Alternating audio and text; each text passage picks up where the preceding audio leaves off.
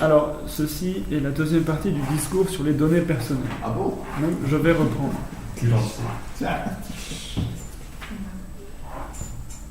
Donc, je vais même lire le dernier paragraphe du passage d'avant pour vous remettre dans le bain. Pensez à votre voiture neuve, vos trajets, vos paramètres de conduite, vos préférences musicales. Bien, il y a de fortes chances que toutes ces données se retrouvent sur les serveurs de votre constructeur automobile. Ne pourrions-nous pas, en contrepartie, négocier une ristourne? Enfin, cependant, malgré l'absence de mobilisation politique, certaines branches, certains acteurs s'organisent. En voici deux exemples. Aux États-Unis, en raison des nouvelles générations d'engins agricoles bardés de capteurs, la quantité de données générées par les agriculteurs américains est proprement ébouriffante. Et, dès 2014, Monsanto, allié avec le fabricant de tracteurs John Deere, ont proposé aux agriculteurs du Midwest de traiter directement ces données sur leur propre serveur. C'est bien aimable. Cependant, la responsable des relations de l'American Farm Bureau avec le Congrès, Mary Kay Thatcher, ne l'entendait pas vraiment de cette oreille. Elle redoutait que ces données ne retombent entre les mains des spéculateurs. Grâce à son action, les agriculteurs et les entreprises informatiques qui voulaient traiter ces données et Monsanto sont parvenus à signer un accord qui mettait en œuvre des principes de sécurité et de confidentialité en matière de stockage de données agricoles.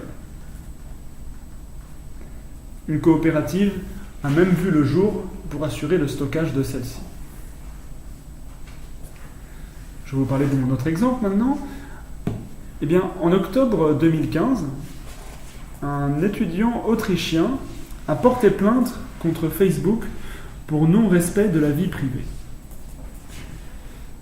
Cette démarche a conduit à l'invalidation d'un arrangement vieux de 20 ans. Cet arrangement autorisait le transfert des données vers les entreprises américaines. On l'appelait le Safe Harbor. De façon légitime, on aurait pu attendre de l'Union qu'elle impose aux géants du web de stocker les informations personnelles des Européens sur le vieux continent, à la maison, quoi. Au contraire, elle s'est empressée de signer, début 2016, un nouvel accord de transfert automatique, le bouclier de confidentialité, le Privacy Shield, dans le texte. La seule contrepartie était la suivante. Le directeur du renseignement national américain a certifié qu'aucune surveillance de masse ne serait pratiquée. Promis juré. Il suffit ainsi d'allumer son téléphone mobile pour pratiquer l'import-export sans le savoir. Encore une fois, l'absence de toute mobilisation politique est frappante. Et elle illustre bien la méconnaissance de ce thème. D'autant plus qu'au moment où la bataille contre le grand marché transatlantique, le TAFTA, le TTIP, le GMT, tout ce que vous voulez, rassemble des millions d'opposants, eh bien, la réaffirmation du libre-échange électronique n'a suscité aucune réaction particulière. Nous pouvons maintenant nous demander quelle solution nous pourrions opposer à ce système. Eh bien, l'une d'entre elles a été théorisée au début des années 2010 par Jaron Lanier, un informaticien américain. Alors, je cite notre ami Jaron Lanier, ouvrez les guillemets, « Dès qu'une personne contribue par quelque moyen à une base de données, elle recevra un nano-paiement proportionnel à l'ampleur de la contribution et à la valeur qui en résulte. »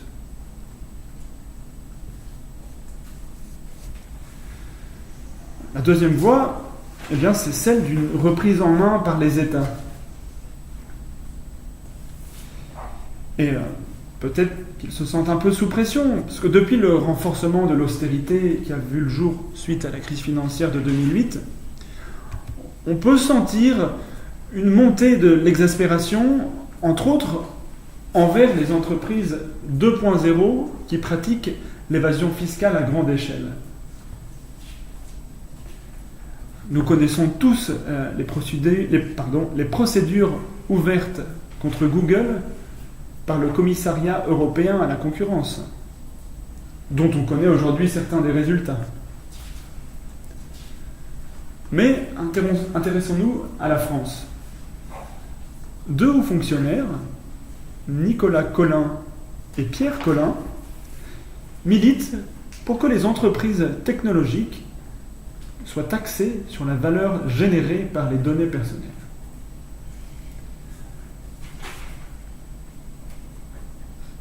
En s'appuyant sur cette méthode, le sociologue Antonio Casilli a proposé que cette taxe finance un revenu inconditionnel de base.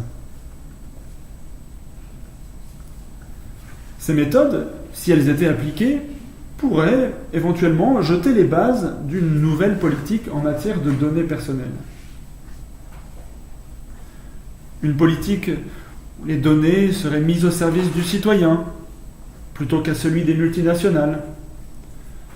On peut même imaginer un nombre considérable d'applications voir le jour pour améliorer, entre autres, la circulation urbaine, le système sanitaire, l'allocation des ressources énergétiques, l'éducation. Dans un monde utopique, on pourrait même imaginer la chose suivante. Imaginez que ces données soient stockées par une agence internationale des données, disons sous l'égide de l'UNESCO par exemple, et que les droits d'accès soient différenciés. Ce droit d'accès serait automatique pour les individus directement concernés par ces données. Il serait gratuit pour les collectivités locales, les organismes de recherche et de statistiques publiques. En revanche, les acteurs privés ne jouiraient que d'un accès conditionné et payant. Il s'agit maintenant de sensibiliser la population à ces thématiques. Mais ce ne sera pas tâche facile, car le citoyen lambda a tendance à se dire que c'est trop compliqué, qu'il n'y peut rien. Quoiqu'au final, l'obstacle principal sera sans doute le suivant. Il ne faut pas douter de la farouche opposition que mettront en œuvre les multinationales qui engrangent de confortables bénéfices grâce à ces si précieuses données. Merci pour votre attention.